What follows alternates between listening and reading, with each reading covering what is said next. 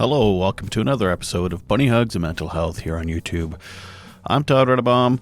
I am the host, I guess. I talk to people. I usually have a spiel. I forget what it is. Hey, make sure to hit like and subscribe and share and bell and review. Hey, this episode I am speaking with a very nice person. Her name is Amber Thompson, and she is a survivor of the Las Vegas 2017 shooting, and she's going to talk about, how that was for her and what she's done to remedy some PTSD. She's also a speaker for a group called Survivor's Path. You can check them out in the show notes and stuff. And so without further ado, I give you Amber.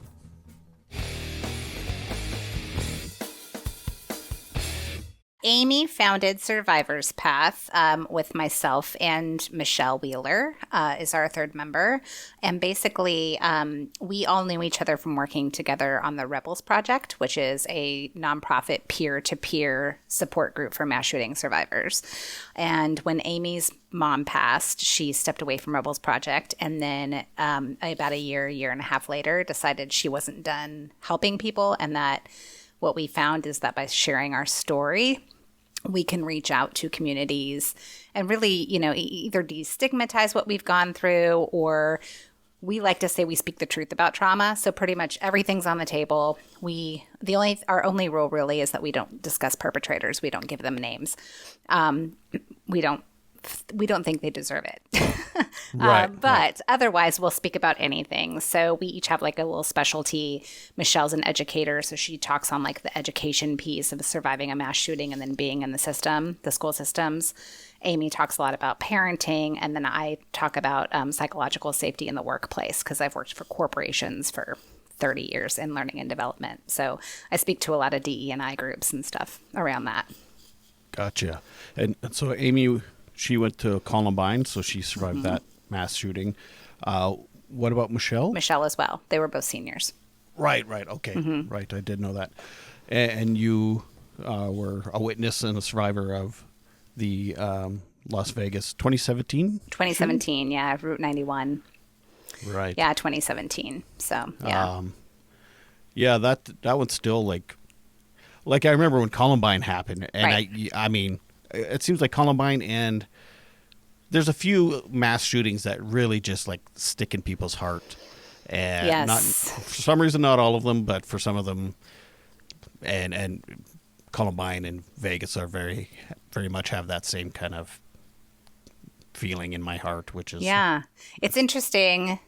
Vegas, everyone knows about, but you don't hear about it anymore. Like Columbine, you hear about every single year, but Vegas you never hear about it anymore. So it's interesting because people remember it and they'll be like, oh yeah, I remember that clearly, but you don't really hear it discussed often.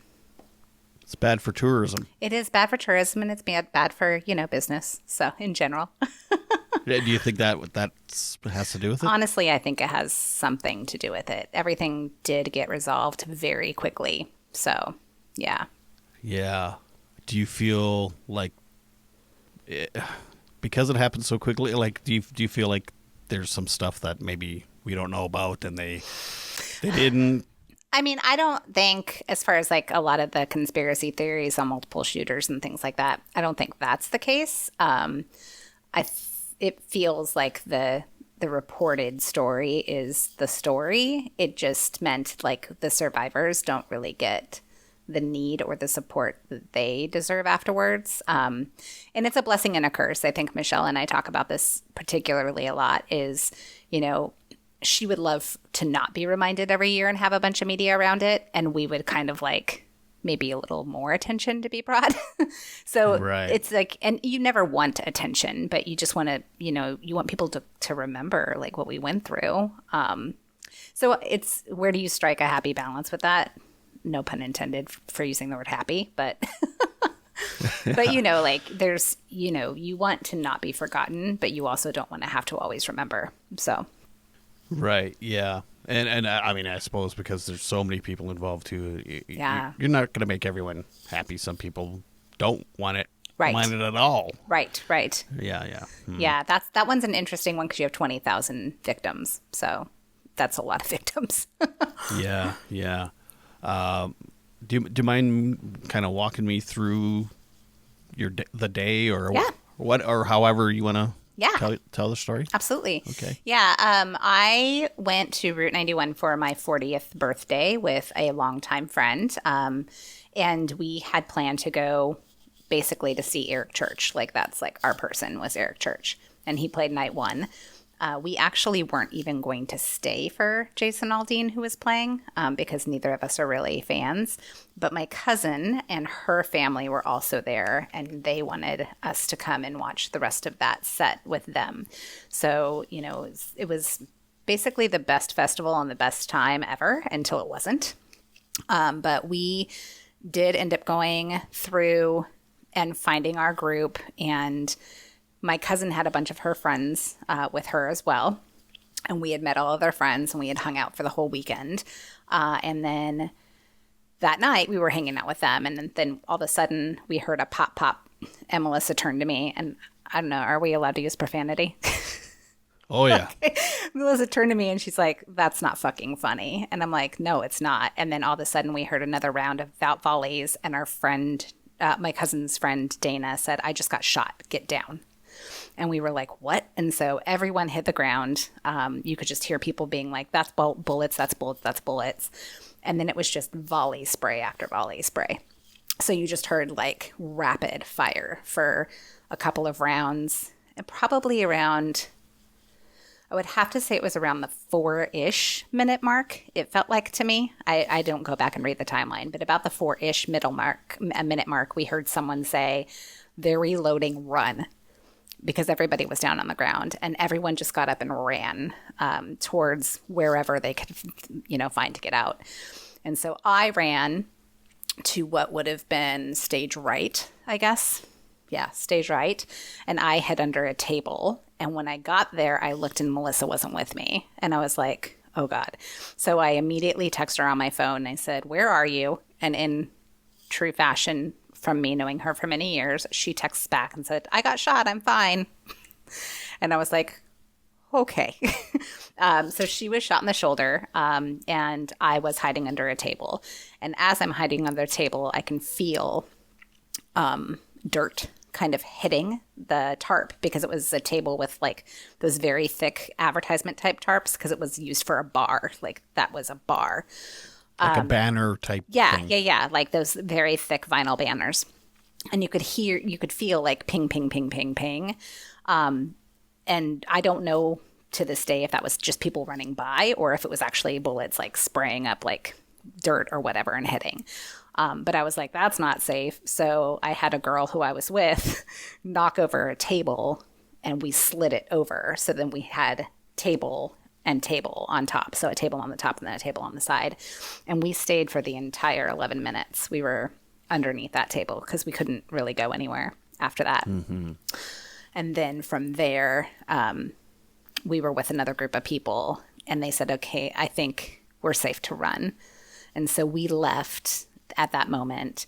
And at that time, you could hear like helicopters above us, and you didn't know where anything was coming from because Vegas is just a giant soundstage, basically. So you can just hear echoing of, whoever's shooting whatever. So even with the gun flashing, like there's lights everywhere. Yeah. And exactly. You have no idea where anything's coming from. So when we ran, we didn't know if we were being chased. We didn't know if there were people, trying, like, we didn't know if there were multiple shooters. There could have been 5-6 armies of shooters, however many. So you just didn't know. So we hid in like a vestibule of a church. So like an archway of some sort for a little while. And then we ended up running to a timeshare property, and they let us in. And we stayed in a room on the ground away from windows and turned on the news until we basically had heard that the shooter was killed, that he had been shot. And then we were from September to October every year you get to stay there again. I do. No. No, they didn't talk you into some timeshares while you were there? No. Oh, could you imagine? I would never. Sorry. I can't even go back to Vegas. So I've been back twice in the last 7 years, and once was a survivors gathering where we went basically to see the crosses and the memorials in the garden. And then I went back to walk my path, which is something that Michelle is incredibly gifted at, is walking survivors through their path, which is a healing journey, basically. And that's the only 2 times I've been back. So Did Michelle go with you? Michelle walked my path with me. Yeah. I see. Mm-hmm. So they do have some kind of memorial there? They have, they say it's a temporary memorial, but it's pretty permanent and it's beautiful. It is right next to, a Hustler, but that's okay. Or some sort of, adult bookstore. But that was, Right. that was, well, it's Vegas. Right. What could be more appropriate? But it was donated land. It was donated within the first 24 hours of the incident. So a man had owned the lot and he donated it right away. And they built something that was very, very makeshift at the beginning. And then over the years, they've really it's beautiful. It's called the Healing Garden. And now they're actually proposing a permanent structure that will be a memorial. So I guess that's in the works. I don't know. Okay. Well, it's not like they're trying to completely forget about it. No. The Vegas community has actually been the community. The city has been very supportive. They have their victims of special crime or whatever it is. They actually did provide us a lot of mental health support. They still have a weekly support meeting that has been taken up by other people by now, but they started it. And it was like they brought in a therapist and had weekly support calls with peers. And I think that started maybe 6 months after and still goes on now every single Wednesday. So nice. Yeah. Yeah. And so did your cousin's friend and your friend, they ended up being okay? So Melissa still has some fragments in her shoulder. And unfortunately, the friend that told us to get down, her name is Dana, and she passed. She was killed from the event. She did not perish in the venue. She perished in the hospital afterwards. So they obviously she's counted as one of the victims, but when you actually look at reports, they say that they only really show where the people who were in the venue, they show where they actually perished. But since she didn't perish there, she's not in some of the reporting. So I think it's in the 50s. 58. 58. Mm-hmm. God damn. And it's still the highest number, I think. Yeah. And that's just those who were directly died at the event, because we've had many suicides since. Oh, I see. Mm-hmm. Maybe can you talk about that a bit? How and why and how that comes about? And I know three that I know of for sure just never really recovered. They lost jobs. Physically or? Mentally. Right. Okay. So they suffered from extreme PTSD.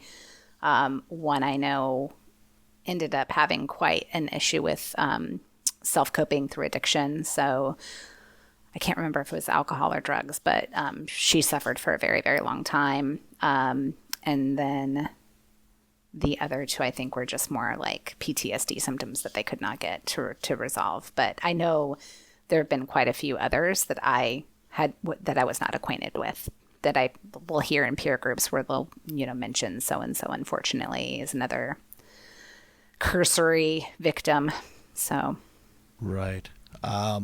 So you kind of explained the evening and stuff, but it was very matter-of-factly. I've told the story once or twice. Right, of course. But I mean, at the time, it must have been. I can't even imagine. I've seen I don't know how many documentaries there are about it, but I saw one that was very intensive, and that's the thing too, is when Columbine happened, there wasn't everybody and their dog had cameras in their pockets, right? And so I mean, I've seen images of stuff that I'm like, I can't even imagine, and I've seen some of the images already. It boggles my mind. Yeah. So maybe I don't know. How did you manage to Yeah, so I am a little interesting. I do have some dissociative, not disorders, but that's usually my coping mechanism. Is like I also have aphantasia, so I can't see visions. So like I don't get Oh, flashbacks or anything when I close my eyes to meditate. I can't picture the babbling brook. Like I have been diagnosed with aphantasia. So things like EMDR, it's really hard for any of that stuff to work for me. So my brain has really protected in that I don't remember seeing any of that. Like I can describe it very matter of factly because I was there and I remember the facts, but I don't see it. Like it's wow. just erased from my memory completely. A while ago, I actually researched that aphantasia, and I was like, I couldn't find anyone to talk because just that alone is an hour-long conversation. Yeah, it's crazy. So, And I always thought it was just weird. Like I was like, no, I don't meditate. And when I finally did talk to a therapist who was trying EMDR with me, she's like, it sounds like you have aphantasia. And I was like, I have a what? That sounds like a terrible disease. And she's like, no. It just means you can't visualize. And I'm like, oh, well, that makes sense then. So, which is another thing that I just like I can't imagine. yeah. Yeah. Yeah, interesting. Yeah, well, we'll have to talk again sometime Sure. about that. Yeah. because I find that fascinating. But at the time, like I said, I've seen the images and the horror and the screaming and oh my god. Yeah, I think I went into like a hypertunnel focus mode. Like my brain kicked into just it probably survival, I'm sure, but also very task oriented. Like you need to do this, this, and this, and then you need to make sure that you do this, this, and this. So it was very much like get over to that section, then get into that table, and then like my brain just kind of went on an autopilot, and it was very. I didn't really. I didn't. I will say I didn't. Hold on to any of the things that were happening around me. So I knew it was really bad and I knew it was really scary. But as far as really like being in the experience, my body wasn't letting me get there. So I hear other people's story and I'm like, oh my God, that sounds awful. They're like, you were there.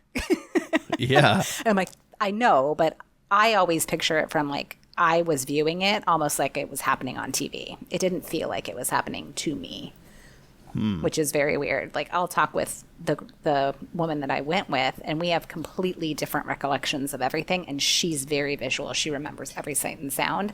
And I'll be like, I don't remember any of that. And she's like, you're lucky. And I'm like, no, it's terribly frustrating. You can't process it if you can't remember it. Right. So- Right. So this is another thing that I find incredible about that particular shooting is the length of time. It's just 11 full minutes It was long. of a guy just randomly shooting. Well, I should say random. I don't know. Maybe he had people picked. I don't know. Of just shooting and shooting and shooting and shooting and shooting and shooting. Yeah. In some ways, I'm surprised that there wasn't more people killed. Right. Well, and we're pretty confident it was the plan to have a lot more people killed. There's definitely been reporting that he was aiming at the gas tanks that were behind us. There's definitely been reporting that he had explosives in his vehicle. So, I mean, obviously, I don't know how truthful all that is, but there has been a lot of reporting that he had plans to, for sure, Do more damage. cause as much harm as he could. Yeah. And And still, there's- we have no idea why. So, Right. Yeah. And the other, so I find so much about this fascinating. I say fascinating like it's, I'm sorry, maybe fascinating is not the right word, but anyway, the one thing that I wonder about yeah. is that there was 20,000 people. Like I'm talking to you and I'm hearing your story and it's always so, heart wrenching and everything else, but Yeah. there's 20,000 other people that have the same, a similar story. Yeah. Or worse. Yes. Or not as bad, but still 20,000 people. 20,000. Yes.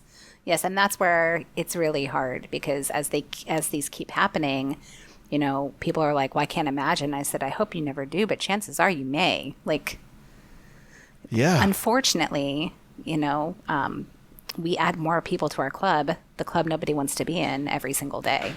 So that makes it really hard. How do you think, how do you think you stop these kind of events? Is this something you talk about? Yeah, I'm sure you yeah. Okay. That's not a taboo topic for us. Yeah. I mean, I'm not in either camp when it comes to, the gun law. I think common sense gun laws are a no-brainer. That needs to happen. That's a no-brainer. I'm not out to take anybody's guns away, but if you can drive a car, you can get a license for a gun. Like, you should have at least that much protection.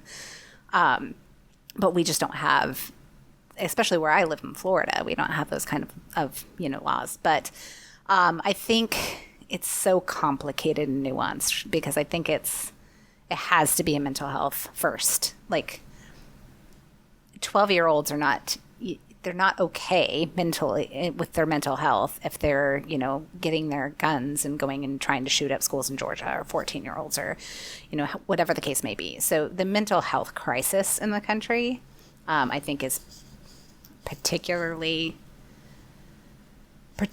needs to be the first step. Is we have to fix our mental health care system. You can't even find therapists for years. So we have so much work to do with the mental health space. And then, yes, I think we need tougher protections around guns, how they're stored, how they're, purchased, how they're trained. I mean, we should have to have training courses if you're going to have one.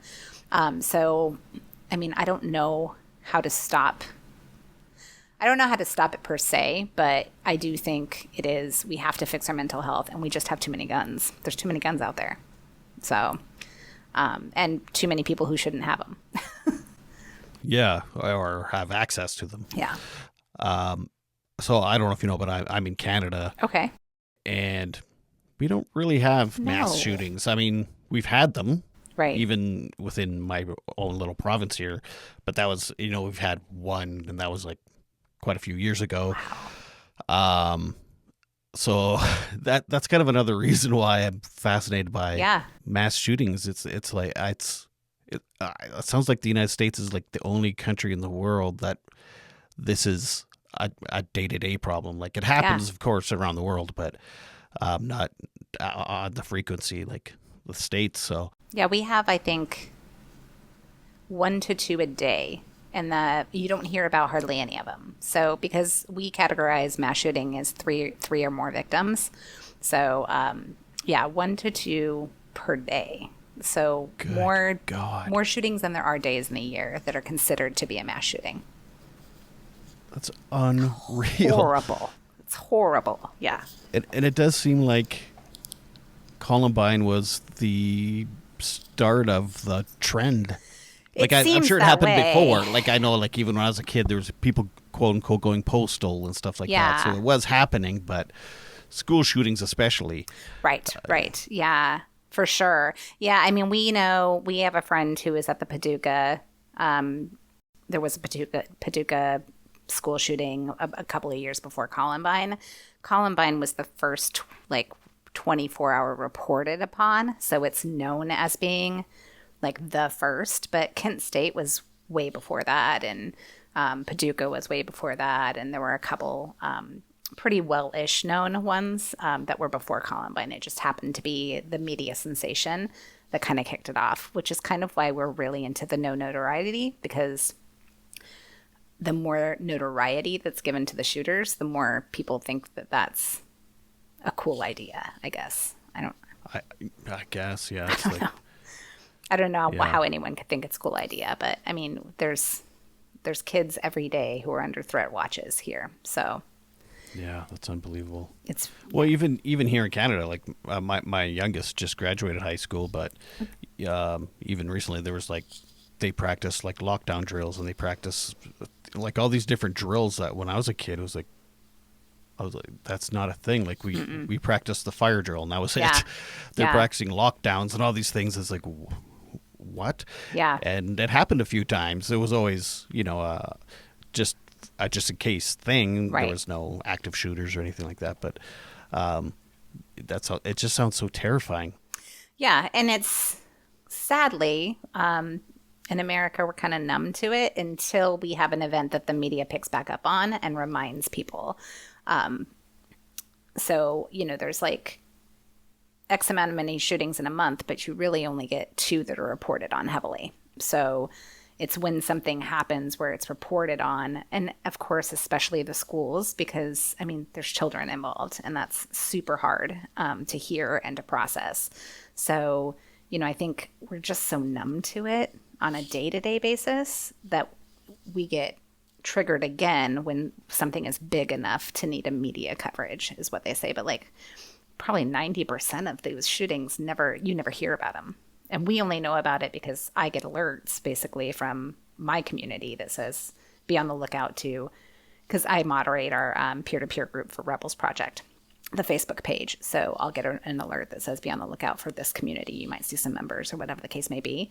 But you never heard about that shooting. So we have, in Rebels Project, we have over 3,000 community members within our Facebook group. And they're from probably, I would say, at least a couple hundred different shooting events. So, wow. Yeah. Man, it sounds like if you haven't been a witness to or been part of a mass shooting, it's like you're almost in the minority. Yeah. Well, yeah. I mean, like I'm exaggerating, right, of course, but like, right. Yeah. I mean, wow. that's basically the sad truth is if you haven't, there's a good chance you will. Yikes. Yeah. I remember talking to Amy. Yeah. I remember talking to Amy and she knew people that have been like in 2 or 3. Yeah. Mm-hmm. Yeah. God. There's members of our community, about 9 months after, well, maybe not 9 months. Might have been a year. Not very long after our shooting, there was another mass shooting at a borderline country bar. And one of the fatalities was also in Route 91, was in that shooting. And there were many people at that bar, because it's a country line dancing bar. There were many people at that bar who were also at Route 91. So. Jesus. Yeah. And where is that bar? Is that in Vegas? It's in Thousand Oaks, California. Oh, okay. Mm-hmm. Wow. Yeah. Damn it. And Thousand Oaks, that's like a nice bedroom community. It's like a upscale suburb of LA. Yeah. Mm-hmm. Good God. So there's no place is safe. Well, actually, I have a friend that lives in Santa Barbara, and they had it was the college there. Mm-hmm. I went to Santa Barbara City College. That's how I know Thousand Oaks so well. Oh, okay. Yeah. And I mean, well, you know, Santa Barbara's a pretty swanky, nice little joint, and even they get mass shootings. Like it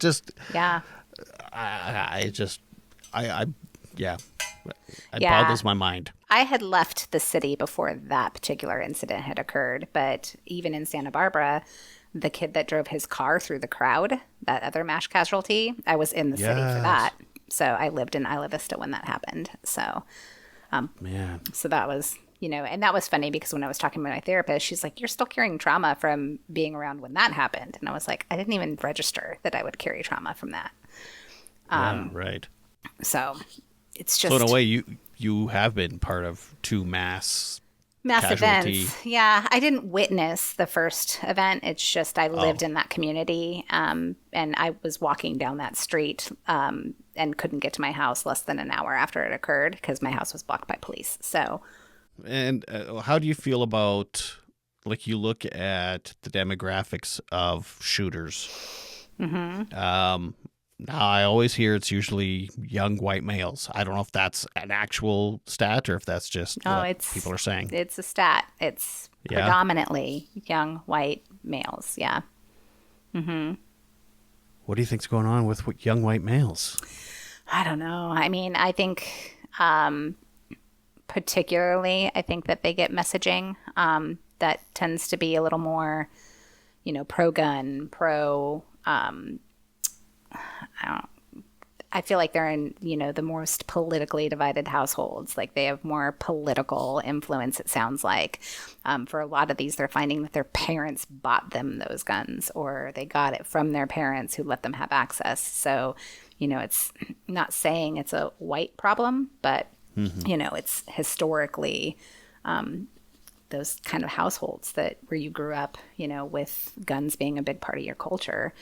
And I don't know that any other cultures really have that predominant, you know, device in their households. I don't know. I mean, I grew up being Canadian. I grew up with guns. My dad to this day has tons of guns. I mean, they're hunting rifles. They're not guns. Yeah. Like in the States, we can't get AR, whatever they're called. 15s, yeah. Yeah. But I never, it was never an option to even, you wouldn't even consider doing stuff like that. Like, I wonder what is happening psychologically to young white males that they think, is it entitlement, or is it the exact opposite of entitlement, where it's, it's desperation or disenfranchising, or yeah. Yeah, I don't know. I mean, I think it's scary because I have a 13-year-old boy, so I'm pretty cognitive. Is he white? He's a white boy, yeah. No, I'm sorry, I was being a smart ass there. With my very blonde hair and very pale skin. Yeah, so, I do worry too. And I'm careful about, the contents and things. I don't shelter him either, but, Right. We talk about contents when he's playing like a violent video game. I'm like, like none of that's okay in real life. And he's like, Mom, I know. But, it's just, I don't know what their messaging is at home. I don't know.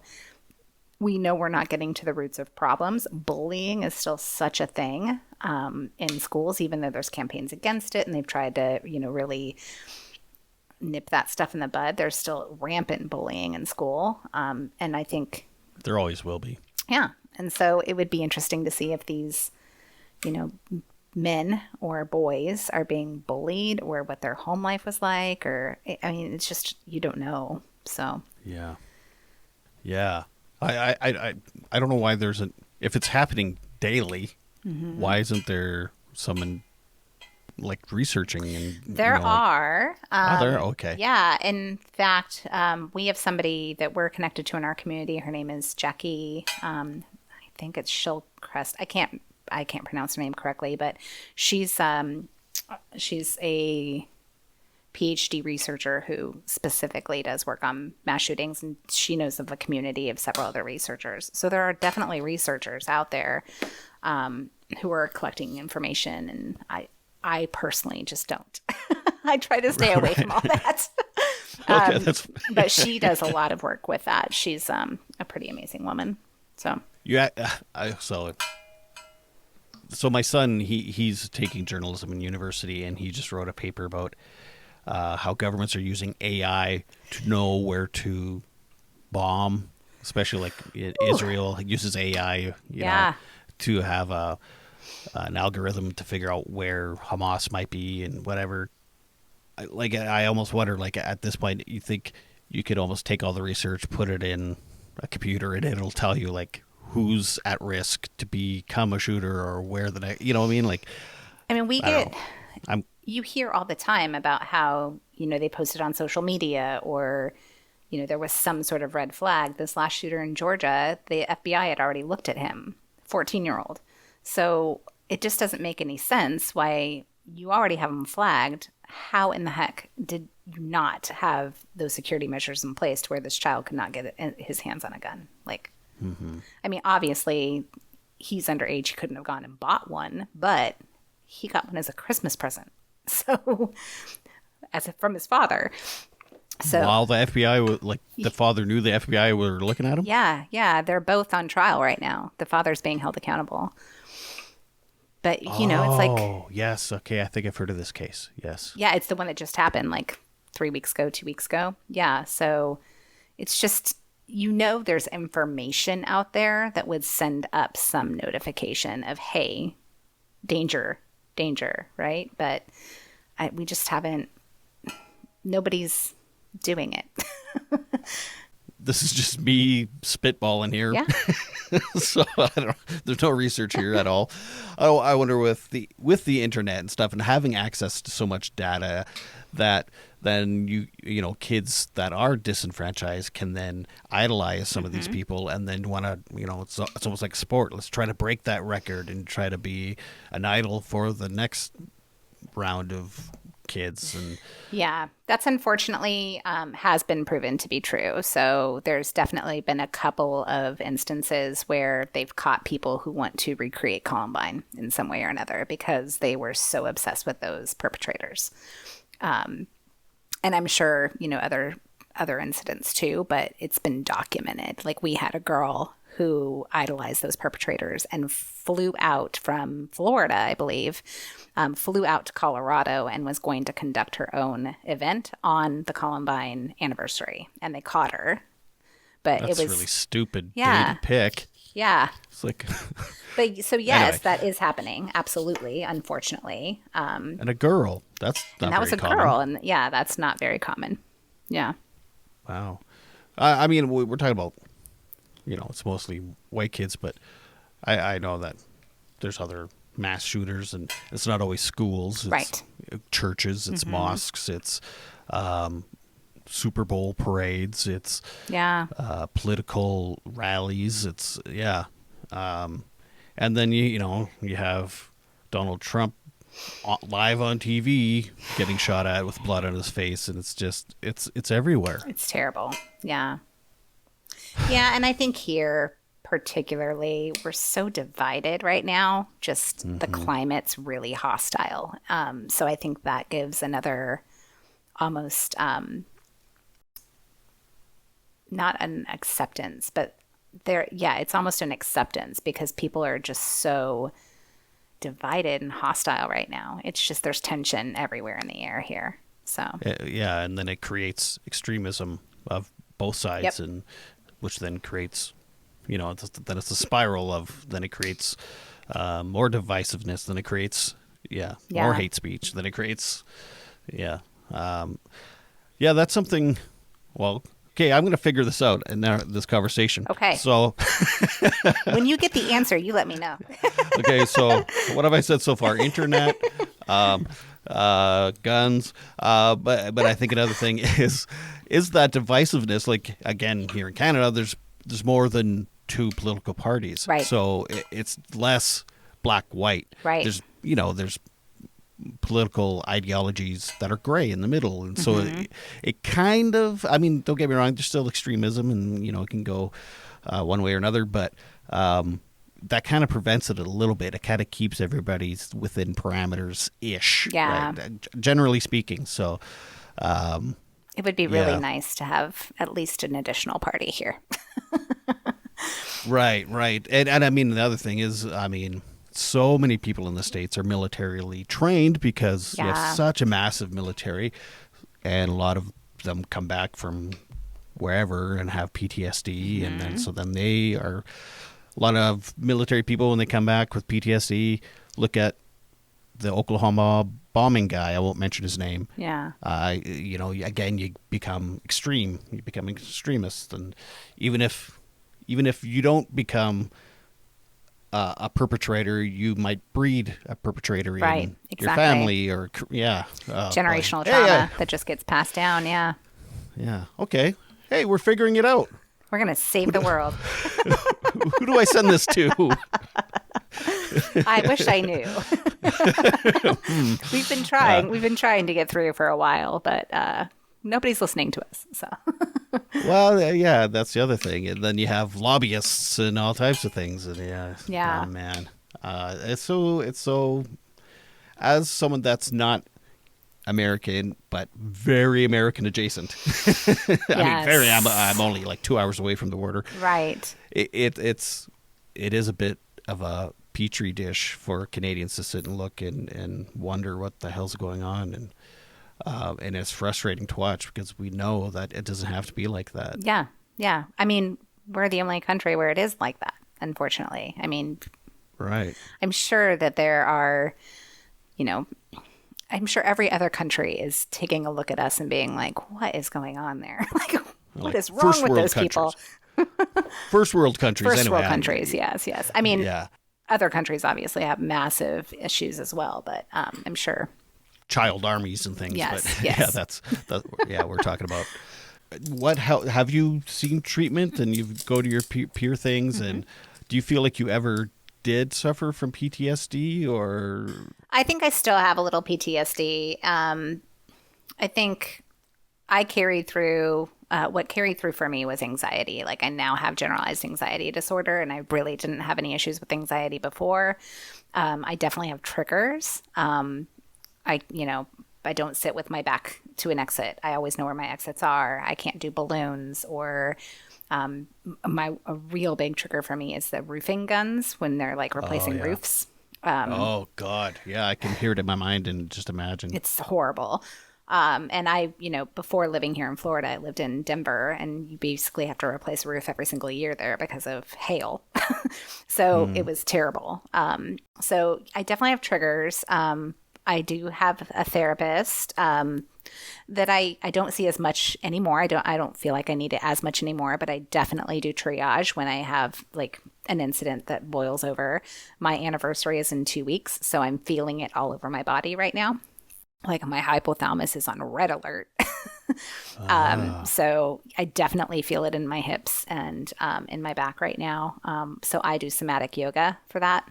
So I do a lot of trauma-informed yoga, things like that, that I do for treatments. I was on some anxiety medication, but I didn't really find it to be helpful. So I'm not medicated right now.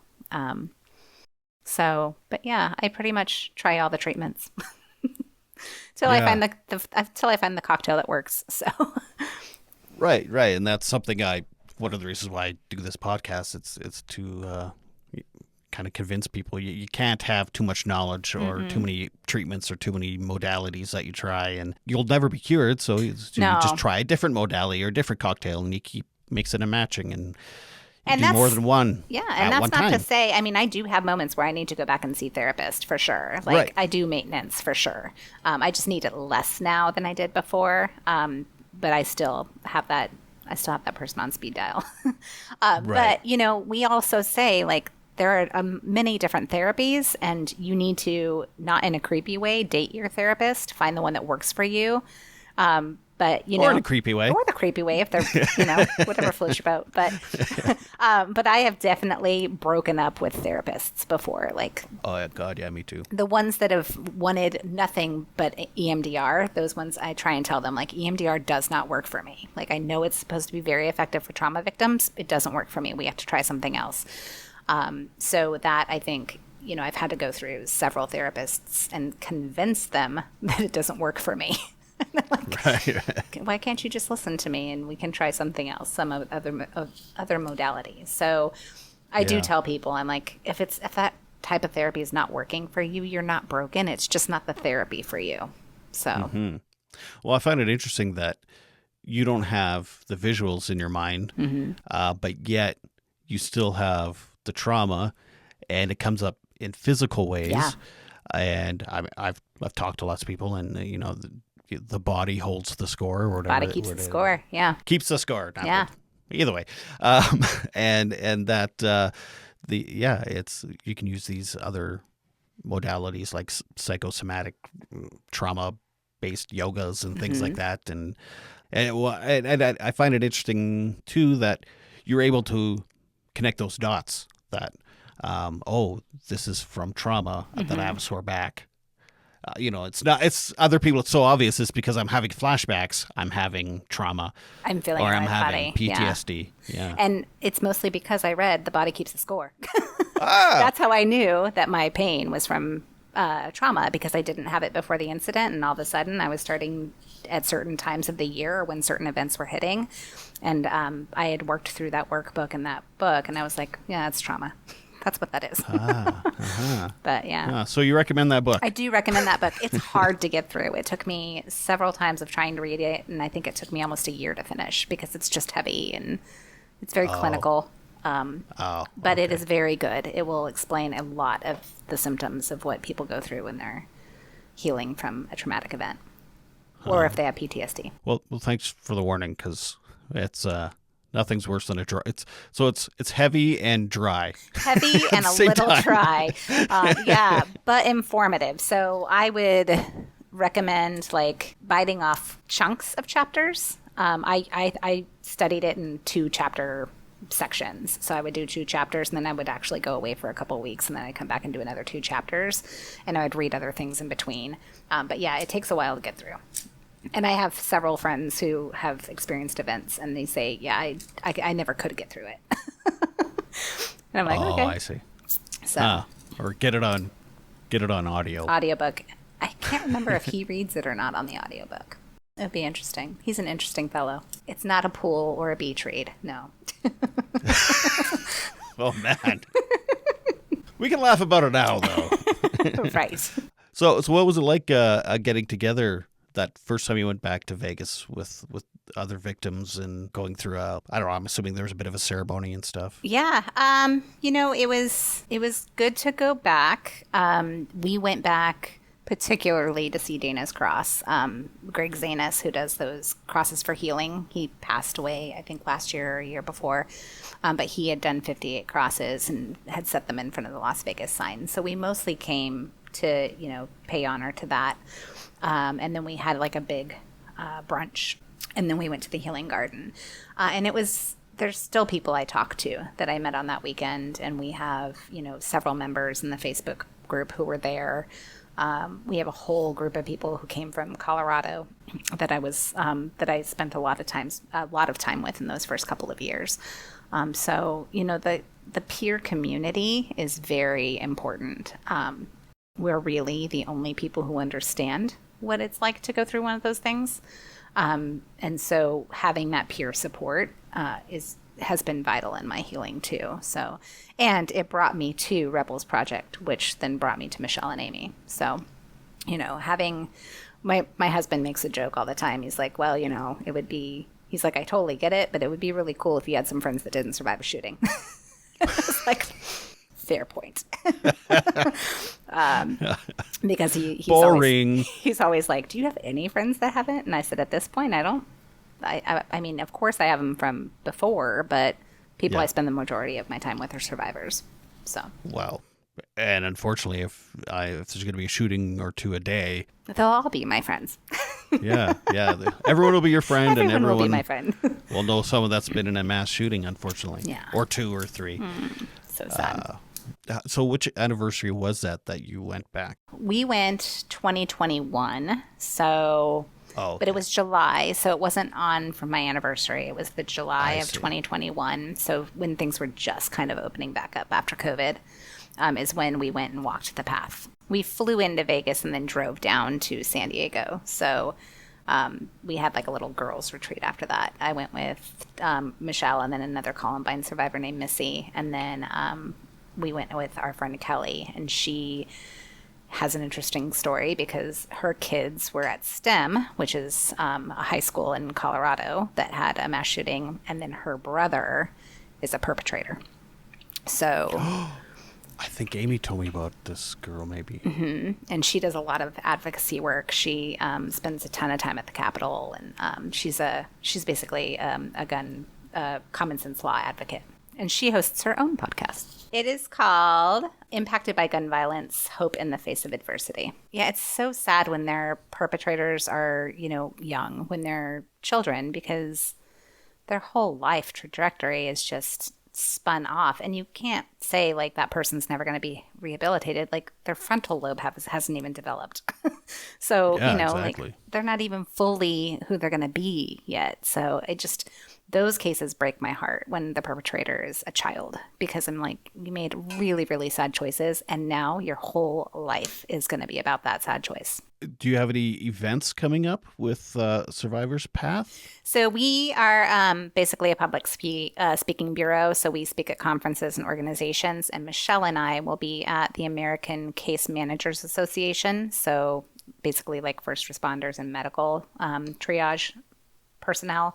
And that event is in Kansas City, Missouri, and that is October 7th. So. Okay. I'm not sure this is coming out. Might be after that. That's fine. Okay. That's okay. But yes, we are pretty new. We're just a little over a year old as an organization. So we have pretty wide availability if anybody would like us to come speak. I'm developing workshops for organizations on how to better support their employees who have trauma. And then I also speak about self-advocacy in the workplace. Like, you have trauma, but nobody's going to know that. You need to speak up for yourself. So Right. So I do some workshops around that. And then, of course, we do victim impacts stories, and we speak about what we've experienced when it comes to like mental health support and therapy and all the things. And we like to have fun with it. We have very dark senses of humor. So we do tend to get a little dark in our, stories.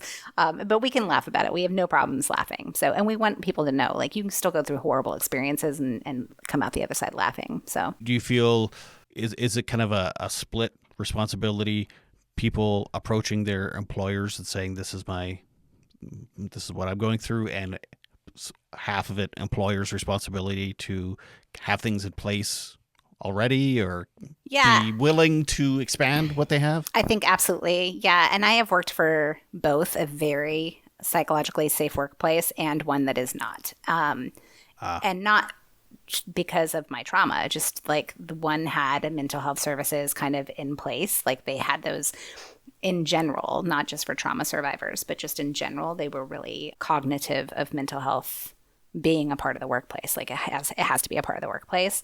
And so, yeah, I think it's definitely the responsibility of employers to provide psychologically safe spaces, not just for trauma victims, but also like maybe balloons aren't a great idea for your events. Right. So, but for me in particular, like I always have to inform my workplace, like, hey, can you email me if you're going to have like a jackhammer or construction, or just let me know. I need to know. And that's a part of like, that's my responsibility. That's on me as the person who is affected by it. So I don't think it's one-sided. I think it has to be a two-way street, but definitely more employers need to do more around mental health in the workplace. Be sure to subscribe and to like this video. You can listen on Apple Podcast and Spotify. This is Todd Rennebaum saying, make your beds and take your meds. Keep watching for more interviews with incredible people telling their stories of resilience and adversity with mental health and mental illness.